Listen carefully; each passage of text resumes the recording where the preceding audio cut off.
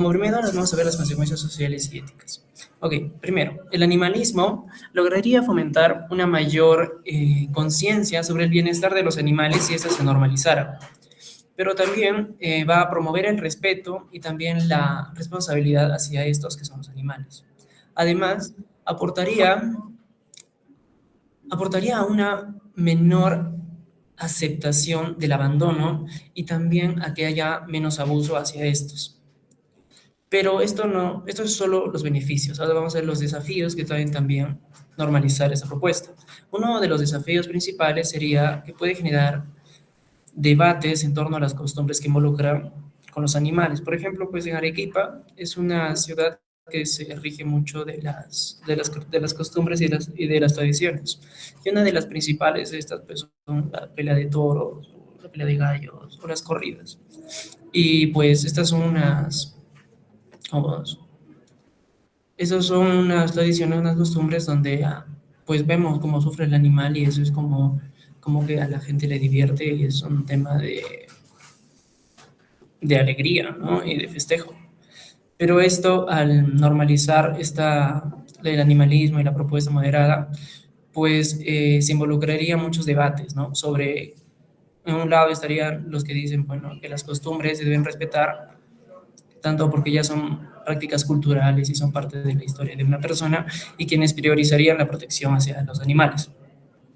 Luego, como las consecuencias económicas y productivas, pues tenemos que la expansión a estas ideas y beneficios impulsarían mejores condiciones de crianza y de manejo hacia los animales, ¿no? Y también sería una producción más responsable de estos.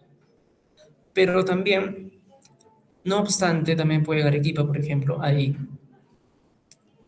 las personas usualmente pues producemos la leche de vaca o el queso acá en Arequipa, y esto también generaría un gran desafío para ellos, ya que la mayoría de los productores pues, tendrían que adaptarse a estas nuevas exigencias y asumir costos adicionales. Asimismo, ciertas actividades económicas vinculadas, pues como ya mencioné, a los espectáculos, también se verían afectadas, ya que ya las personas ya no los apoyarían, ya no pagarían por una entrada para ver cómo tratan a un animal, y estas costumbres, estos festejos, pues bajarían y esto sería un desafío que tendríamos que superar. Siguiente diapositiva.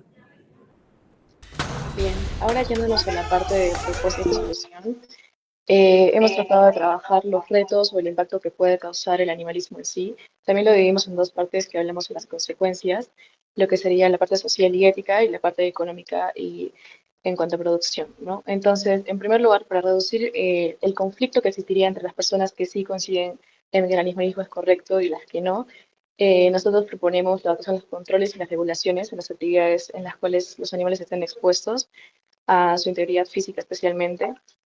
También promover campañas informativas en las cuales las personas puedan reflexionar y llevarse al diálogo para poder entender la relación entre el hombre y los animales y puede existir un mayor respeto mutuo entre ellos para evitar más que nada la polarización entre las diferentes posturas. En cuanto a las económicas y productivas, para poder facilitar la adaptación a estas nuevas regulaciones que van a ser evidentemente mucho más exigentes y en cuanto al bienestar del animal, queríamos impulsar las capacitaciones, el apoyo técnico también sería realmente importante, más que nada en Arequipa, que sabemos que los recursos no son tan grandes, digamos, realmente para áreas de ganadería. Por ejemplo, en Incalpaca nos comentaron que ya habían implementado esto en Cusco, me parece, que tienen un lugar en el cual los ganaderos pueden recurrir y para quitar la lana de la alpaca en este caso. De esta manera, también apoyaríamos lo que son actividades complementarias que puedan reemplazar las que ya existen y así no reduzca el atractivo económico que tiene ya como tal Arequipa o las festividades que se tienen, como el compañero mencionaba, respecto a la pelea de toros, la pelea de gallos, y reducir el impacto en cuanto a las preferencias de la población, ¿verdad? Siguiente, por favor. Bien, ahora como conclusiones, podemos afirmar que los animales definitivamente tienen una consideración moral porque pueden tener sufrimiento y también pueden sentir bienestar. Entonces, tendríamos que reflexionar sobre las actividades que puedan afectarlos, especialmente y necesariamente, porque obviamente son necesarios, pero no siempre es necesario afectar su integridad física o de calidad de vida. Ahora, yendo hacia lo que nosotros proponemos, que es el animalismo, pero de una manera moderada, como mencionaron antes, también es un equilibrio entre el bienestar del animal, sin dejar de lado lo que son las actividades culturales, sociales y económicas presentes en nuestra sociedad. Eh, por otro lado, hemos observado que las ideas van a contribuir a lo que es restar la cantidad de abuso animal que existe al día de hoy, o por ejemplo el abandono, que es algo también muy presente en Arequipa, pero va a generar debate y problemas porque mucha gente va a ver contradicción entre las tradiciones que se tienen al día de hoy. Entonces, en el contexto peruano y arequipeño especialmente, vamos a ver este tema. Y para finalizar, los desafíos que hemos encontrado no necesariamente tienen que ser vistos como algo malo, sino que pueden verse como una oportunidad para poder encontrar soluciones que compatibilicen la idea del animalismo con las actividades sociales y económicas que se realizan. Muchísimas gracias. Muy bien, chicos, muchas gracias a ustedes por su participación. Ahora entonces pasamos al siguiente grupo, el grupo número 3, que va a desarrollar el tema de matrimonio entre personas del mismo sexo. Está compuesto por Gianfranco Ampuero, Ángela de Anderas, Paola Zubia, Valeria Núñez y José Madueño. Se prepara el grupo número 4, que va a tratar el tema de la ideología de género. Adelante, por favor, chicos del grupo número 3.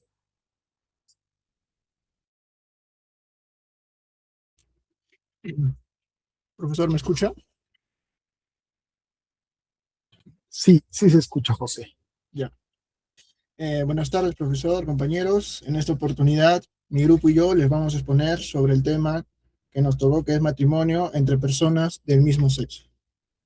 Antes de analizar nuestra postura, debemos entender por qué el matrimonio entre personas del mismo sexo se ha convertido en un debate en la actualidad. En los últimos años, bueno, en muchos países se ha aprobado la ley de que se reconozca el matrimonio entre personas del mismo sexo. Esto ha generado distintas opiniones dentro de la sociedad, ya que no solamente se trata de un tema legal, sino también se trata de un tema moral, social e incluso religioso. Por un lado, existen personas que consideran que el matrimonio sí debe adaptarse a los cambios de la sociedad y reconocer estas nuevas uniones. Por otro lado, hay quienes defienden que el matrimonio debe seguir su naturaleza y una finalidad específica que no deberían modificarse. Debido a estas diferencias de opinión, es que el tema hasta la actualidad sigue siendo un objeto de debate en el ámbito académico, como en el político y en el social. Siguiente diapositiva, por favor. Después de analizar las distintas posiciones sobre este tema, nuestro grupo optó por una postura contraria a la normalización moral y social del matrimonio entre personas del mismo sexo. Nuestra posición básicamente se basa principalmente en la concepción tradicional del matrimonio, entendido como la unión entre un hombre y una mujer. Consideramos que esta institución ha desempeñado históricamente un papel importante en lo que es la formación de la familia, la educación de los hijos y la transición de valores dentro de la sociedad. Además, creemos que el matrimonio no solo representa una relación afectiva entre dos personas, sino que también cumple una función social que contribuye al desarrollo y la estabilidad entre las comunidades. Otro aspecto que respalda esta postura es la existencia de los principios morales objetivos. Desde una perspectiva, consideramos que algunas instituciones poseen una finalidad propia y que los cambios sociales deben analizarse no solo desde los derechos individuales, sino que también desde un punto eh, social. Asimismo, entendemos que la complementariedad entre el hombre y la mujer ha sido tradicionalmente uno de los elementos que ha caracterizado al matrimonio y a la familia. Es por estas razones que nuestro grupo considera que el matrimonio debe conservar su tradición, su definición tradicional y que cualquier debate sobre su redefinición debe analizarse considerando tanto aspectos individuales como sociales y morales. A continuación, mi compañero les explicará con mayor detalle argumentos que sustenten esta postura. Bueno, nosotros como grupo, para respaldar nuestra postura, hemos utilizado lo que son diversas fuentes. En este caso hemos utilizado autores más contemporáneos y autores más antiguos, por así decirlo. Presentando el primero, tenemos a lo que es, bueno, tenemos a Aristóteles, ¿no? Como sabemos, es un filósofo griego de aquellos tiempos. Él menciona lo que es bueno, en su política, en el libro 1, en el capítulo 1 y 2, que, bueno, todo ser que existe en este caso, es decir, posee lo que es una naturaleza y una finalidad, ¿no? Entonces, bueno, propio, ¿no? Para comprender, o sea, además de saber que existe o que tiene una naturaleza, es necesario saber para qué y en qué consiste justamente.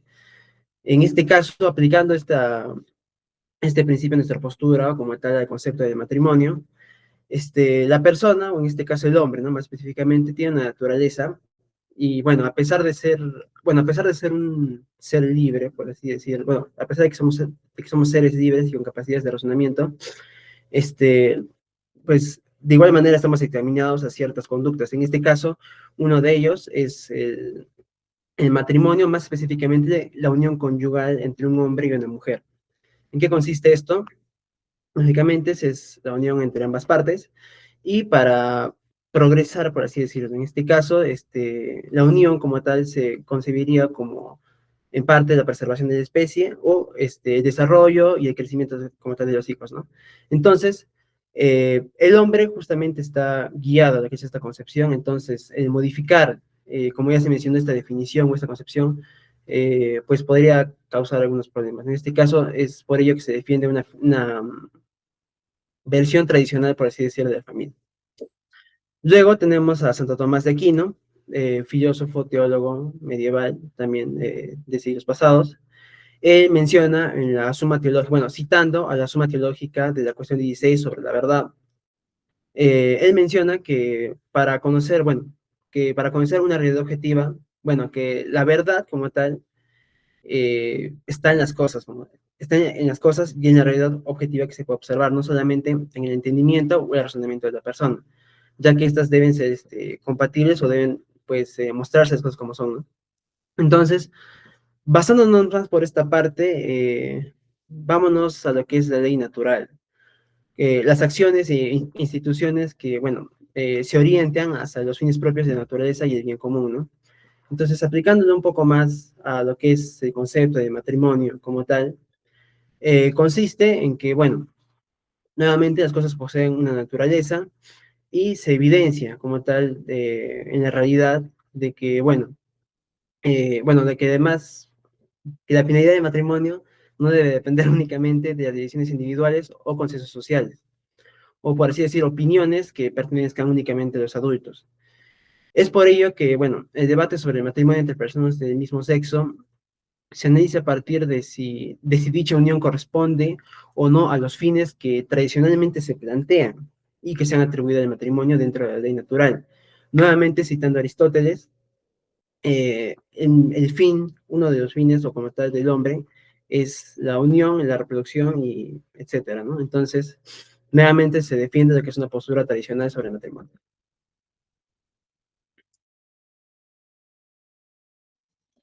Continuando con los otros autores más contemporáneos, tenemos tres. Y vamos a empezar con Maggie Gallagher y John Corvino en su libro que es Debating Same-Sex Marriage, donde nos sostienen que el matrimonio no puede analizarse únicamente, como lo hemos venido mencionando, desde los derechos individuales, porque hacerlo estamos ignorando las responsabilidades sociales históricas que tiene por naturaleza el matrimonio. Su argumento se centra que el Estado nunca ha regulado el matrimonio por un interés en la vida afectiva de los adultos, sino porque esta institución vincula directamente lo que es la sexualidad con la responsabilidad parental y la crianza de los hijos. Eh, por ello, cualquier modificación en la definición debe de evaluarse porque tiene una consecuencia o un efecto directo en lo que es la estabilidad familiar y el bien común. También analizamos a Robert George en What is the Marriage, donde George entiende que el matrimonio es la unión integral no solo desde el afectivo, sino que también abarca la dimensión corporal y social. Para él, la complementariedad entre el hombre y la mujer está orientado a la procreación, que no son elementos accidentales, sino que constituyen a la naturaleza de la institución del matrimonio. El punto clave es que el matrimonio no tiene una relevancia privada, sino una relevancia pública, porque su estabilidad impacta directamente en en el bienestar de los hijos, que es la cohesión del tejido social, que son el pilar o el núcleo de nuestra sociedad. John Finnis también nos dice que en su libro, que es El matrimonio, un bien básico y urgente, continúa con esta línea que hemos estado viendo de Maggie y de Robert, donde la línea documentativa sostiene que el matrimonio tiene dos bienes inseparables, que es la amistad conyugal y la apertura a la generación de nuevas personas. Ninguno puede existir plenamente sin el otro, y es precisamente lo que esta combinación que eleva el matrimonio por encima de los deseos individuales. Lo convierte en el fin humano fundamental. Señala que la permanencia entre la exclusividad del matrimonio no es una conveniencia arbitraria, sino son condiciones necesarias que garantizan la crianza, la educación y el desarrollo integral de los hijos, que está favoreciendo a la estabilidad de toda la comunidad. Con estos 5 autores vemos que llegan a lo mismo y convergen en lo mismo. El matrimonio posee una naturaleza y una finalidad objetiva. Aristóteles y Santo Tomás de Aquino nos dicen que las instituciones tienen un fin propio. En este caso, el matrimonio está orientado a la unión entre hombre y mujer y la formación de la familia bajo la procreación y el bien común. Los autores contemporáneos nos dicen que la institución tiene la función social y moral, los cuales favorecen a lo que es la responsabilidad parental y el bienestar colectivo. Es por eso que nuestra postura sigue siendo en contra de los cambios, porque alteran lo que es la función histórica que ha venido cumpliendo a lo largo de la sociedad.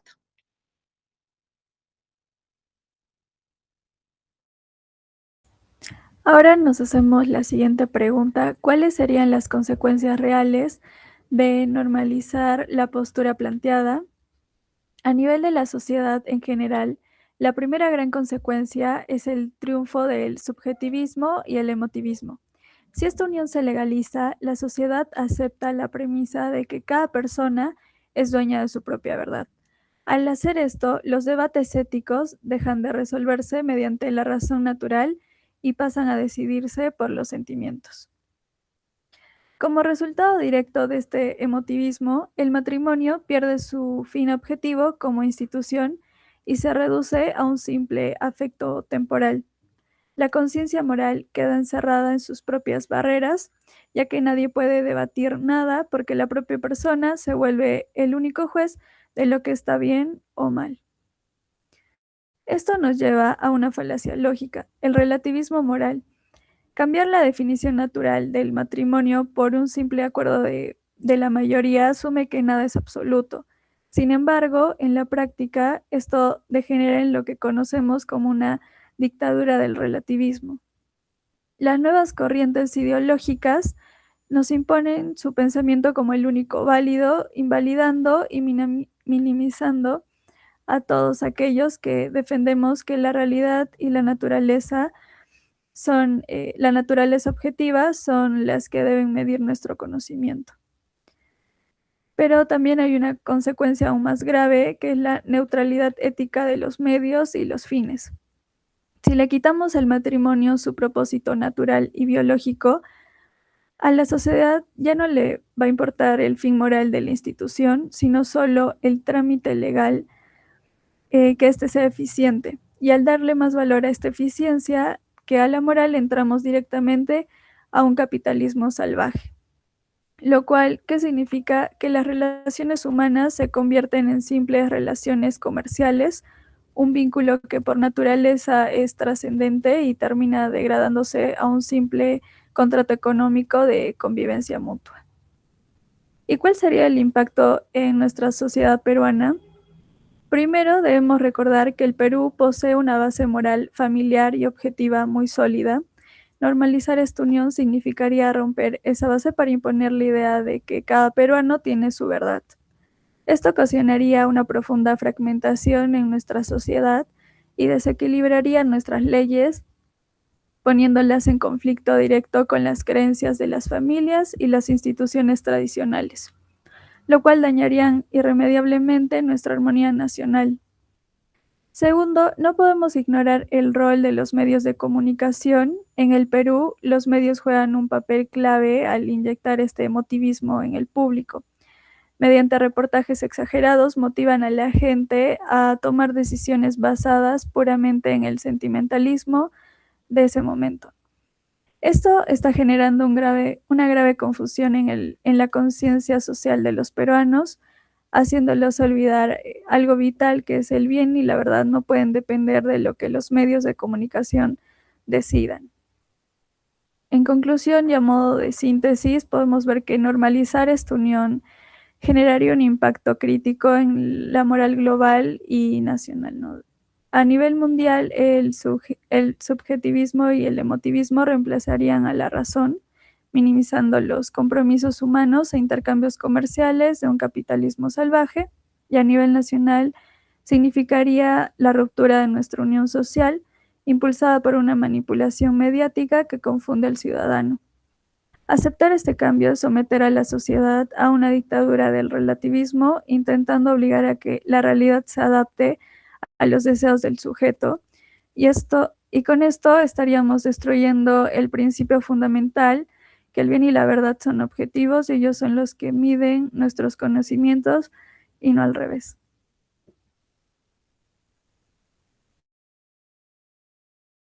Ok, continuando, como alternativa de solución y prevención ante las consecuencias mencionadas anteriormente, proponemos en primer lugar rescatar el verdadero significado de la tolerancia.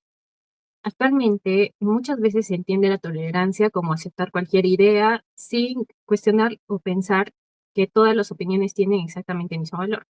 Sin embargo, desde la postura que defiende el grupo, la tolerancia puede interpretarse o verse de diferente manera. La verdadera tolerancia no consiste en afirmar que todo da igual, sino convivir pacíficamente con quienes piensan distinto, manteniendo siempre el aspecto hacia su dignidad como personas. Por ello, es importante diferenciar entre respetar a una persona y estar de acuerdo con todas sus ideas. En nuestra vida cotidiana convivimos con personas que tienen valores distintos a nosotros, creencias, opiniones. Pero esas diferencias no deberían ser motivo o convertirse en rechazos o enfrentamientos. Además, una sociedad verdaderamente tolerante no debería basarse únicamente en la idea de que cada individuo posee su propia verdad. También debe existir la disposición al diálogo y al análisis racional de los distintos argumentos.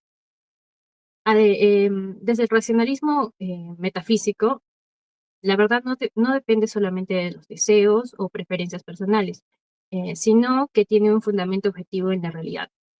Por ello, defender una determinada posición moral no tendría por qué considerarse intolerancia, siempre que se mantenga el respeto hacia quienes sostienen opiniones distintas. En resumen, proponemos una tolerancia basada en el respeto a las personas y en el diálogo racional, sin caer en la idea relativista de que todas las personas o posturas son igual de válidas. Luego tenemos como segundo alternativa de solución y prevención, lo que es fortalecer la educación en sus dimensiones éticas y humanísticas. Consideramos que muchos de los problemas analizados anteriormente surgen cuando las personas toman decisiones basándose en sus emociones. Estas emociones suelen ser momentáneas o por influencias externas quizás que son de los medios, ¿no? En este punto, las ideas de Aristóteles y Santo Tomás de Aquino, como ya lo mencionaron mis compañeros, resultan especialmente relevantes. Ambos autores sostienen que la razón debe orientarse a nuestras acciones y que la voluntad humana debe dirigirse hacia aquello que se reconoce como verdadero y bueno. Por esta razón, la educación no debería limitarse únicamente a transmitir información o preparar a las personas para su profesión o ejercer esta profesión, sino también deben contribuir a formar su juicio crítico y la capacidad de reflexión. Asimismo, creemos que es necesario otorgar mayor importancia a las disciplinas como la filosofía, la ética, la moral, en general las humanidades. Estas áreas permiten organizar argumentos, cuestionar supuestos y comprender mejor los fundamentos de las distintas posturas presentes en la sociedad. De igual manera, una formación sólida ayuda a interpretar con mayor criterio los mensajes que recibimos diariamente a través de los medios de comunicación y las redes sociales. Vivimos en una época donde se caracteriza por la rapidez de la información y por el gran impacto que tienen las emociones en las opiniones públicas, ¿no? Por ello, resulta fundamental aprender a distinguir entre hechos, opiniones y argumentos verdaderamente fundamentados. Finalmente, consideramos que una educación orientada al pensamiento racional, junto con una tolerancia basada en el respeto, puede contribuir a reducir problemas como el subjetivismo, el emotivismo y el relativismo moral. De esta manera se favorece la construcción de una sociedad más reflexiva, responsable y orientada al bien común.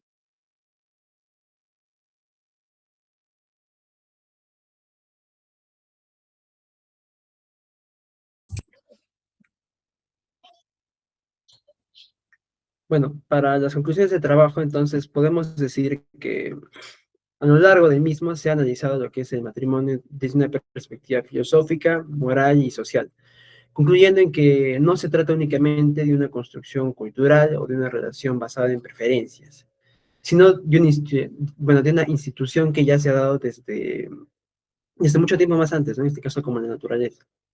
Entonces, es a partir de, bueno, planteamientos de los diversos autores que hemos utilizado que, bueno, se concuerdan, o muchos de ellos, en este caso, para no decir todos, llegan a una misma conclusión, por así decirlo, que es que el matrimonio ya es una institución que se ha formado desde, bueno, desde un punto de vista tradicional ya se ha establecido.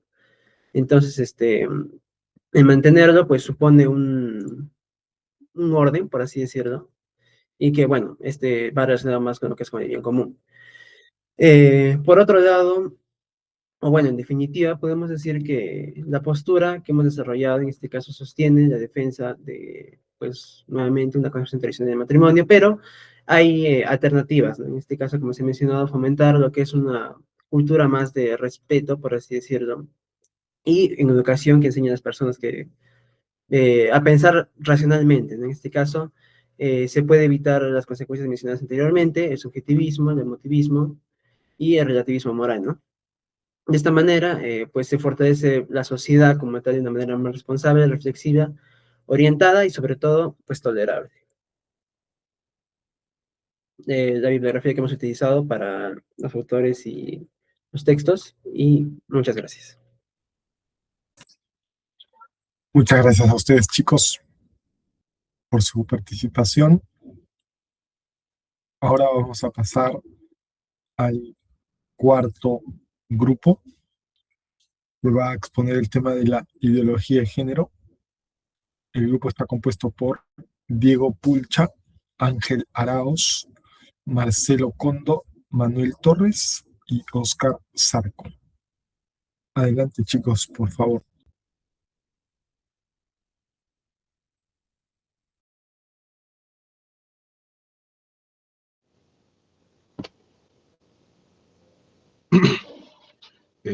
Buenas tardes, profesor. Buenas tardes, compañeros.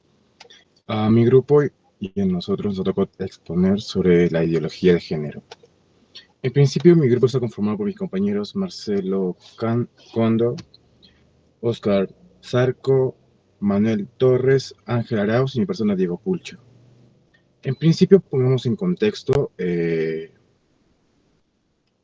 un pequeño contexto sobre la ideología de género en la actualidad. La ideología de género es una corriente de pensamiento que distingue entre el sexo biológico, entendiendo este último como una construcción influenciada por factores sociales y culturales. Su impacto se ha extendido a ámbitos como la educación, el derecho, la política y la cultura. generando un amplio debate académico y social. Las discusiones sobre este tema se centran en la manera en que se comprende la identidad humana, mientras algunos consideran que la identidad depende principalmente de la autodeterminación personal, otros sostienen que debe entenderse a partir de la integración de factores biológicos, psicológicos. La ideología, por ello la ideología de género constituye uno de los debates antropológicos y éticos más relevantes de la actualidad. En principio, como una postura grupal, como grupo, consideramos que la identidad humana debe entenderse de manera integral, reconociendo la importancia de las dimensiones biológicas, psicológicas, sociales y espirituales de la persona. Por esa razón, no compartimos la idea de que la identidad pueda desvincularse completamente del sexo biológico. Al mismo tiempo, afirmamos que toda persona posee una dignidad que es inherente a la sociedad y a cualquier construcción social, que debe ser respetada y protegida. Nuestra postura rechaza cualquier forma de discriminación y promueve el respeto a los derechos fundamentales de todas las personas, independientemente de su identidad, género y orientación sexual. Nuestra fundamentación como postura, nuestra postura se fundamenta en una visión antropológica que entiende a la persona humana como una unidad integral. Desde la perspectiva, el sexo biológico constituye una dimensión relevante a la identidad personal y no puede ser considerado un elemento totalmente independiente de la construcción de la identidad. Diversos autores, como mi compañero delante va a explicar, señalan que la separación absoluta entre sexo y género puede generar dificultades para comprender la realidad humana en su complejidad. Por ello, consideramos necesario promover una visión equilibrada que reconozca tanto la dignidad y la libertad. Así, adelante mi compañero va a exponer diversos autores que hablan de la identidad.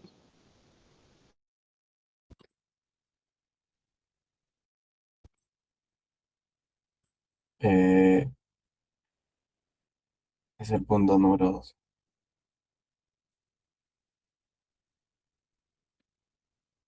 Bueno, para seguir, yo les voy a hablar sobre el punto número 2, que sería la crítica e ideología de género, ¿no? Que para empezar, la ideología de género ha generado un amplio debate en los ámbitos, ya sea político, académico y social, mientras que sus defensores sostienen que contribuye a reducir las desigualdades y promover el reconocimiento de diversas identidades. Algunos autores consideran que ciertos de sus planteamientos presentan algunas limitaciones teóricas y prácticas. La presente crítica que vamos a chequear ahora en unos momentos de los autores aporta y adopta una postura negativa frente a aquellos enfoques que separan completamente la identidad de género y del sexo biológico. Bueno, vamos con el primer autor, autora, que sería Marta Miranda Novoa. Bueno, esta autora nos dice que básicamente lo que la autora nos dice es que nuestra realidad biológica y las ideas de la sociedad tienen que ir juntas. Ella critica que hoy en día se piensa que el género es algo 100% inventado por la sociedad y que la biología no importa. Su argumento principal es que los seres humanos somos una combinación de tres cosas muy importantes, como sería nuestro cuerpo, que sería lo biológico, nuestra mente, básicamente lo psicológico, y nuestro entorno, que sería lo social. Si quitamos la parte biológica y nos quedamos solo con lo que cada persona tiene o percibe en su mente, caemos realmente en un relativismo donde todo prácticamente nos podría caer o nos podría llegar a ser muy inseguro. Además, la autora Marta también advierte que si las leyes o las escuelas ignoran por completo la realidad del cuerpo de las personas, va a ser muy difícil poner reglas que pueden ser muy claras y justas para todos, básicamente en la sociedad. En resumen, la biología también cuenta para saber quiénes somos nosotros realmente, no para descubrirnos. Bueno, sí. Pasa la siguiente diapositiva, por favor. A continuación vamos a presentar la crítica desde la perspectiva de la autora, ¿no? Ángela Aparici Miralles. Ángela Aparici Miralles analiza la evolución de las teorías de género y advierte que algunas corrientes contemporáneas han pasado de cuestionar estereotipos tradicionales, ¿no? A cuestionar la propia existencia de las diferencias entre el hombre y la mujer. La autora también sostiene esta postura porque puede generar como que una diferencia, una ruptura, ¿no? Entre naturaleza y cultura, presentando la identidad personal como el resultado exclusivo de decisiones individuales, ¿no? Ya no tanto de lo que es, ¿no? Un tema biológico. Esta visión corre riesgo de reducir, digamos, la complejidad del ser humano al considerar que la voluntad individual tiene como que mayor prioridad, ¿no? Sobre algún elemento biológico, ¿no? O sea, que hayamos nacido hombres o mujeres, ¿no? Además, también se argumenta de que la eliminación de toda referencia a las diferencias biológicas podría dificultar la comprensión de ciertos fenómenos sociales, ya que han estado vinculados siempre a la condición sexual de las personas, ¿no? La siguiente diapositiva, por favor. Y la crítica desde Marino Latorre Ariño realiza una crítica centrada más que todo en lo que son las implicancias educativas y culturales de la ideología de género. Este autor sostiene que algunas propuestas derivadas de esta corriente, ¿no? Puede influir significativamente en la formación de niños y adolescentes, ¿no? A presentar el género como una realidad completamente independiente del sexo biológico, ¿no? Lo cual está mal. También la Torre considera que este enfoque puede generar confusión respecto a la construcción de la identidad personal durante las etapas de desarrollo, ¿no? No se puede confundir fácilmente. Asimismo, advierte que la incorporación de estos contenidos en los sistemas educativos, ¿no? Como libros o esas formas, puede generar controversias debido a diferencias culturales, morales y existentes dentro de cada sociedad.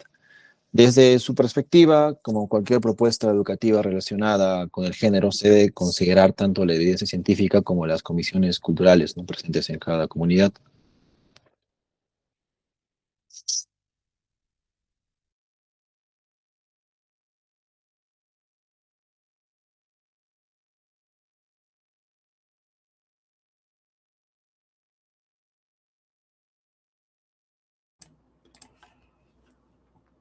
Ok, pasando a lo que son las posibles consecuencias de la normalización de la ideología de género.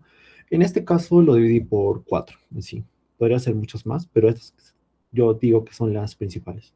En primer lugar, más que todo en el ámbito ya cultural, podrían producirse ya sean diferentes cambios en la manera en que se entiende la identidad y los roles de género. Esto también podría llevar a por así decirlo, un replanteamiento de conceptos tradicionales relacionados con ya sea con la familia, la maternidad y en este caso, y también por otro lado la paternidad. En un segundo lugar, en el ámbito ya social, habría una mayor visibilidad y reconocimiento de identidades de género diversas. Pero esto, sin embargo, algunos autores señalan que también podría aumentar en sí la polarización entre grupos que tienen diferentes opiniones sobre este mismo tema, lo que puede llevar a múltiples discusiones. Respecto ya sea a un ámbito más educativo, la incorporación de contenidos relacionados con ese tema, con el género e identidad, podría generar más que todo debates sobre qué temas deben enseñarse sí o sí en las escuelas y cuál debe ser la participación en sí de las familias en la formación, ya sea de los mismos estudiantes. Por último, yendo a un ámbito más legal y político, podría impulsarse nuevas leyes y políticas públicas relacionadas con la identidad de género y los derechos civiles, lo que podría generar tanto, por así decirlo, apoyo como controversias dentro de nuestra misma sociedad. Siguiente diapositiva.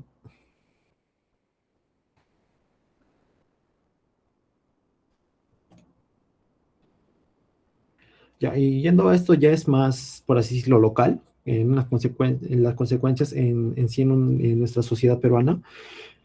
También lo tomé por los mismos 4 casos en sí.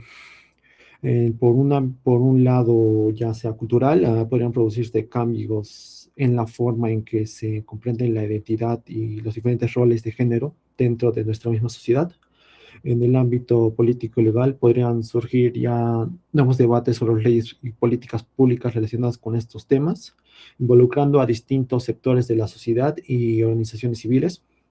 Por un lado más de la ocasión, uno de los principales puntos de discusión seguiría siendo la incorporación de contenidos relacionados con género e identidad en colegios y universidades, generando diferentes opiniones entre padres de familias, docentes y autoridades. Y finalmente, en la convivencia social, podría aumentar las indiferencias entre grupos que apoyan estas propuestas y aquellos que en sí las cuestionan.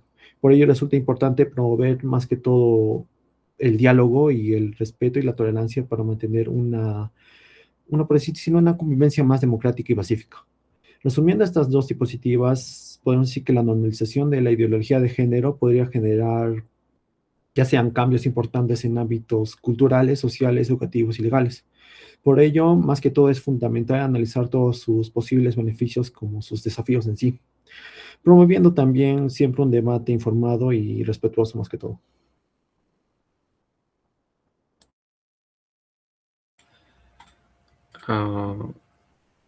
¿Cuál sería la metodología de prevenciones frente a la ideología de género?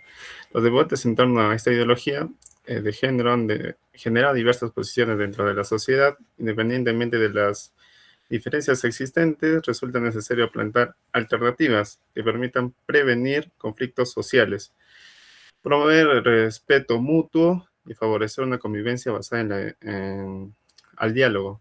Las propuestas de soluciones deben ser o estar orientadas a encontrar un equilibrio entre el reconocimiento de la dignidad de las personas y la consideración de aspectos biológicos, culturales y sociales que forman parte de la realidad humana. La primera sería fomentar el pensamiento crítico. Una de las principales medidas de prevención consiste en fortalecer una educación que fomente el análisis crítico de los temas relacionados con género, identidad y derechos humanos. En lugar de presentar una única visión, estos asuntos, las instituciones educativas deberían promover espacios donde los estudiantes puedan conocer distintas perspectivas académicas y desarrollar su capacidad de reflexión. Esta propuesta permitiría reducir la polarización social y contribuiría a la formulación de ciudadanos capaces de evaluar argumentos desde una postura informada y respetuosa. Asimismo, la educación debe estar basada en alguna evidencia científica actualizada y en respeto a la diversidad de opiniones presente en la sociedad. La segunda sería fortalecer la educación familiar, donde la familia constituye uno de los principales bases de la sociedad y esa forma que nos hace dar unas escaleras de valores. Por ello resulta importante que los padres participen activamente en estos procesos relacionados con temas de identidad, sexualidad y convivencia. La comunicación entre situaciones educativas y familias pueden contribuir a disminuir conflictos y malentendidos respecto a los contenidos y contenidos impartidos en las escuelas. De esta manera se favorece a la educación algo mucho más transparente y acorde con las necesidades de un estudiante. Además, la participación familiar permite que la formación de los jóvenes que incorporen todos estos conocimientos adquiridos en el ámbito académico como logros desarrollados dentro del hogar y se vean reflejados en la misma sociedad. El tercero sería impulsar el respeto a la dignidad humana y no a la discriminación. Una alternativa fundamental consiste en promover una cultura de respeto hacia todas las personas, independientemente de su sexo, identidad de género, orientación sexual, religión o condición social. Esta prevención da la discriminación, no requiere necesariamente que todos los individuos tengan o compartan la misma creencia o postura ideológica. Por el contrario, una sociedad democrática debe garantizar la convivencia pacífica entre personas que poseen opiniones diferentes. El cuarto sería promover investigaciones interdisciplinarias. Debido a la complejidad del tema, es importante que las decisiones relacionadas con el género e identidad sean respaldadas por investigaciones científicas provenientes de distintas disciplinas, como la biología, la psicología, la sociología, la filosofía y el derecho. El desarrollo de estos estudios interdisciplinarios permitiría comprender de manera más amplia, algo más extensivo, los factores que influyen en esta identidad humana y contribuir a diseñar políticas públicas más equilibradas y fundamentales. El quinto sería fomentar espacios de diálogo social. Otra medida preventiva consiste en promover espacios de diálogo entre especialistas, autoridades, organizaciones civiles, instituciones educativas y ciudadanos. Estos espacios pueden favorecer la construcción o estructura y la búsqueda de soluciones que consideren la preocupación de los distintos sectores a la sociedad. Y por sexta sería reforzar los valores de educaciones, promover valores como el respeto, la responsabilidad, la empatía y la convivencia pacífica. En conclusión de mi equipo, hemos llegado a que la ideología de género constituye uno de los temas más debatidos en la sociedad contemporáneas debido a sus implicancias en ámbitos como la educación, la política, el derecho y las relaciones sociales. A lo largo de esta investigación se nos analizó que este fenómeno desde una postura crítica, considerando tanto los fundamentos teóricos como las posibles consecuencias derivadas a su normalización en la sociedad. Se identificó una de las principales características de la ideología de género es la distinción entre sexo biológico e identidad de género, aunque esta perspectiva busca explicar la diversidad de experiencias humanas y promover la igualdad. Como hemos visto, diversos autores sostienen que la separación absoluta entre ambos conceptos puede generar dificultades para comprender íntegramente la identidad de la persona. Nada más.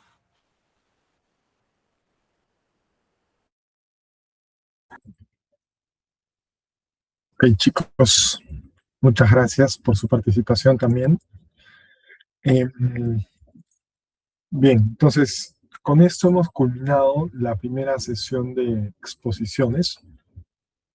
Voy a darles algunos comentarios al respecto, porque, eh, digamos, dentro de los temas que hemos desarrollado, o mejor dicho, dentro de los temas que están desarrollando las exposiciones, hay temas que están vinculados a lo que hemos hecho en clase, y esto también podría entrar dentro de la evaluación final, ¿ok? Entonces, para que lo tengan en cuenta. Voy a darles algunos alcances, tanto de forma como de fondo, de sus exposiciones, que puede servir también para los grupos que les corresponde exponer la siguiente semana. Primero, lo que les había adelantado como parte de la explicación de las exposiciones, en general creo que lo han hecho bien, eh, eh, principalmente, bueno, hay algunos grupos que lo han hecho un poco mejor que otros, eh, pero sí es importante que siempre busquen tratar de hacer el vínculo con el ámbito de lo moral, ¿no? Utilizando, por supuesto, el análisis o los inputs de otras ciencias que, digamos, alimentan o permiten ensanchar el ámbito del análisis, pero siempre como finalidad o como último peldaño, digamos, en el ámbito de lo moral, ¿no? Recordando que el tema y el curso que estamos desarrollando y los temas que estamos desarrollando son relacionados al ámbito de lo moral. Luego, en el tema de la formalidad, el uso de las diapositivas bien, en general pueden usar diapositivas, el video también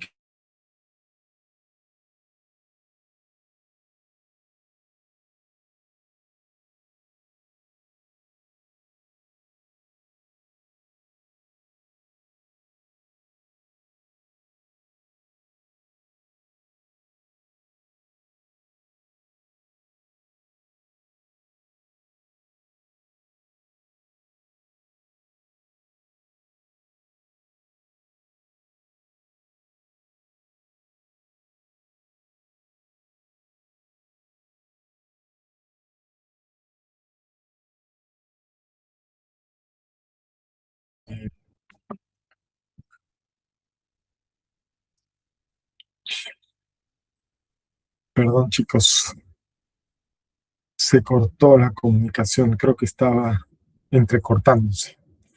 A ver, voy a repetir lo último que estaba diciendo. Les dije que el manejo del tiempo en general ha estado bien. Los grupos han culminado en el tiempo asignado. Y en general, salvo algunos pequeños casos donde algunos alumnos han excedido un poquito de su tiempo, pero en general como grupo han cumplido con los tiempos, lo cual está bien.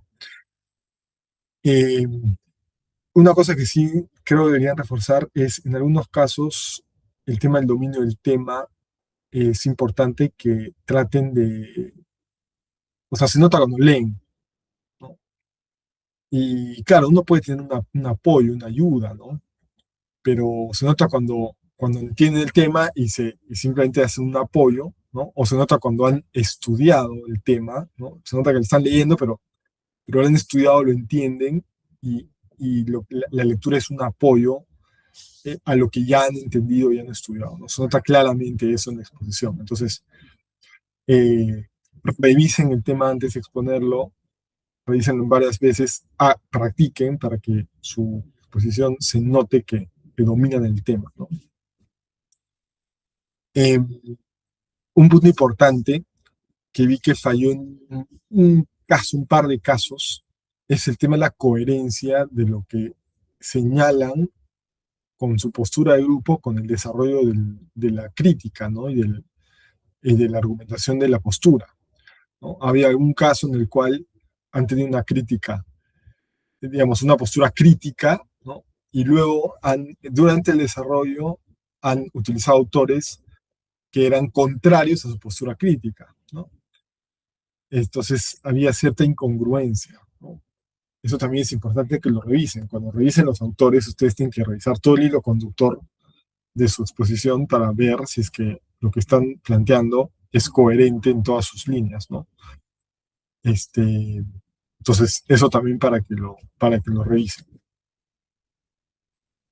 Bien, y luego voy a dar algunos, bueno, para cerrar ese punto, antes de darles algunos apuntes de los temas que han desarrollado, no sé si alguien tiene alguna duda o alguna pregunta antes de pasar propiamente a los temas.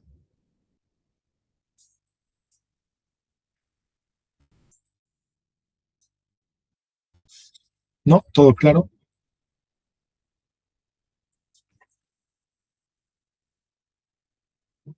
Ok.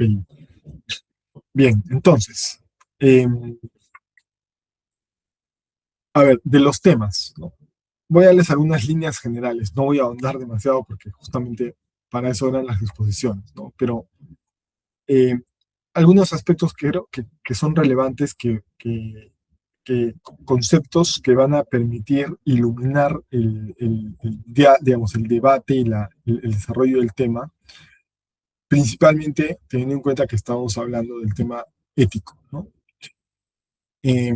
Por ejemplo, ¿no? En el caso de la bioética de la clonación humana, hay un aspecto clave que es, uno, el momento del inicio de la vida, ¿no? Cuándo se inicia la vida. Para eso hay una connotación científica, ¿no? Donde hay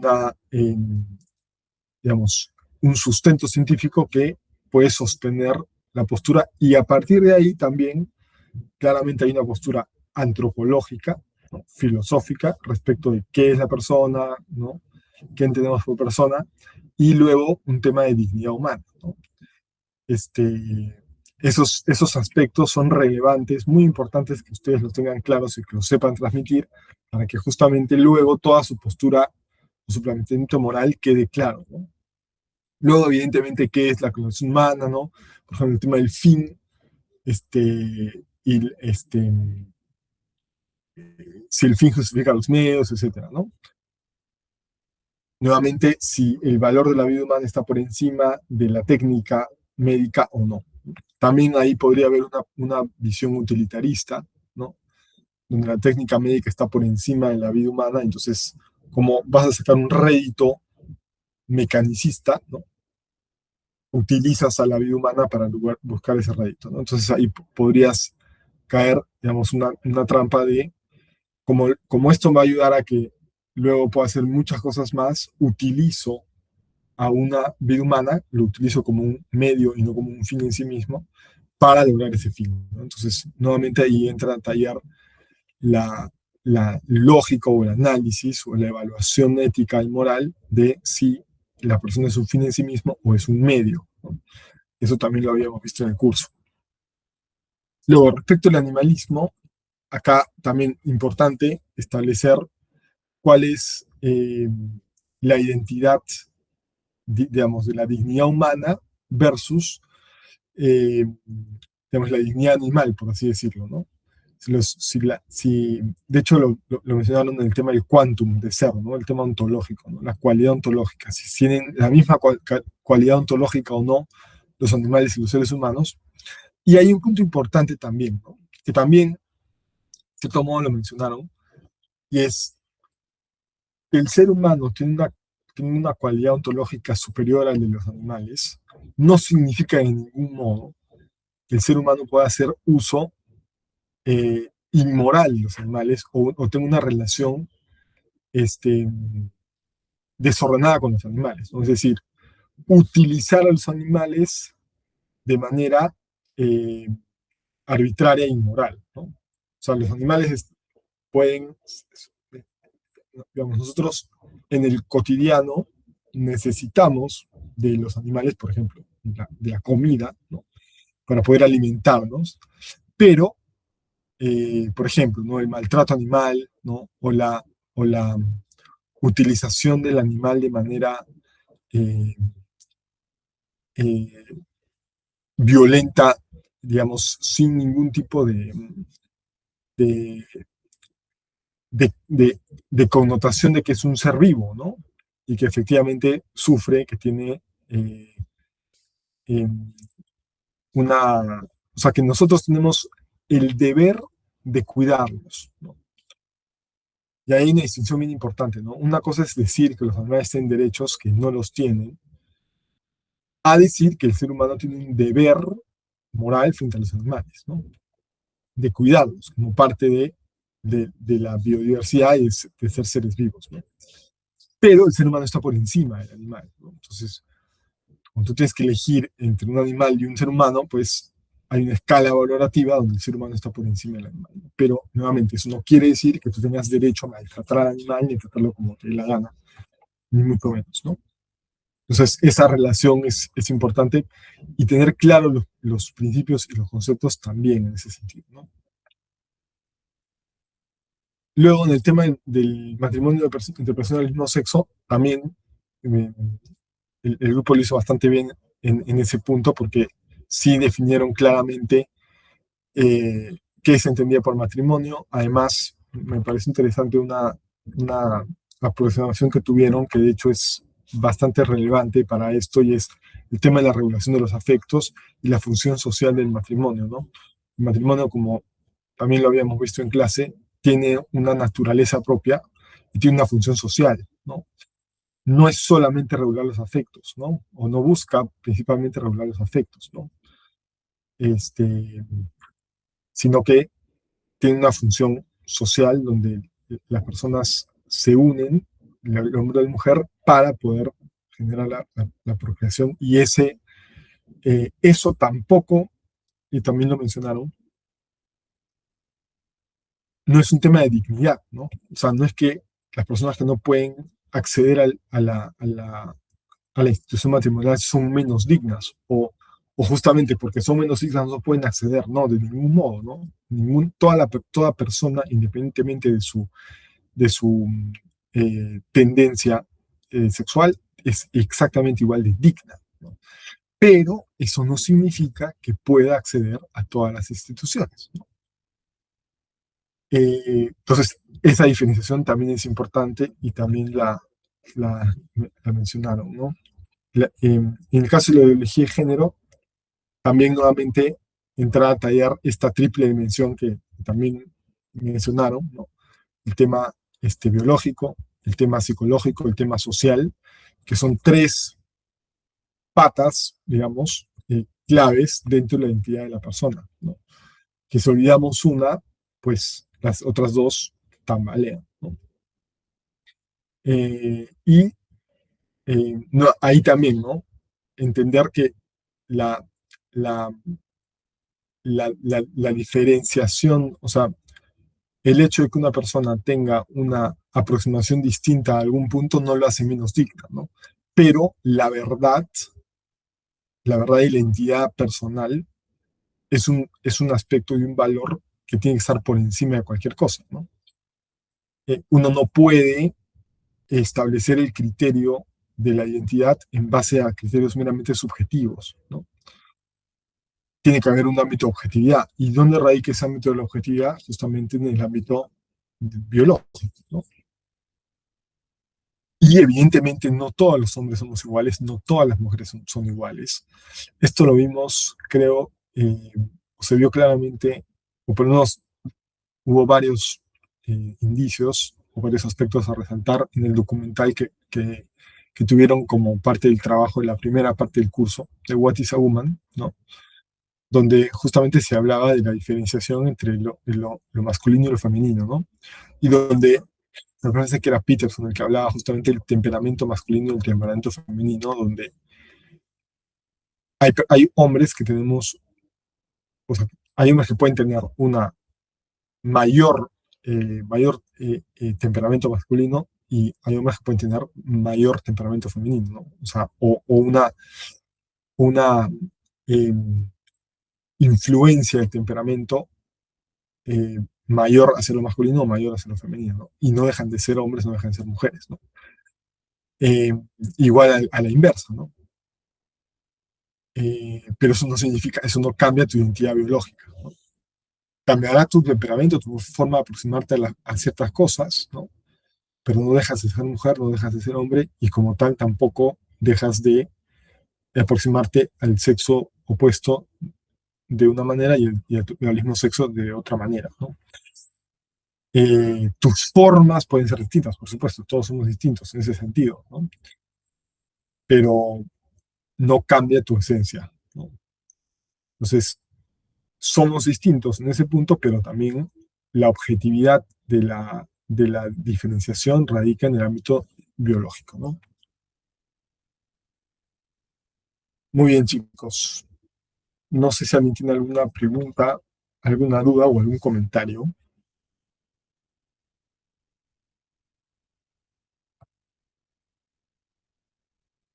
Ok, muy bien.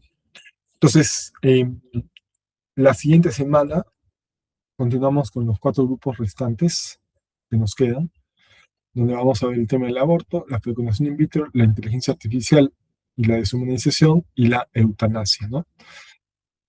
Le lanzo un tip al grupo de la inteligencia artificial que ganaron, porque el Papa León XIV acaba de sacar una encíclica sobre inteligencia artificial y la relación con el hombre, así que ahí tienen material bastante interesante que creo que les puede servir y que es totalmente actual, ¿no? Así que les mando ese dato nomás. Listo, chicos. Nos vemos entonces la siguiente clase para continuar con las exposiciones. Que estén muy bien y que tengan un buen fin de semana.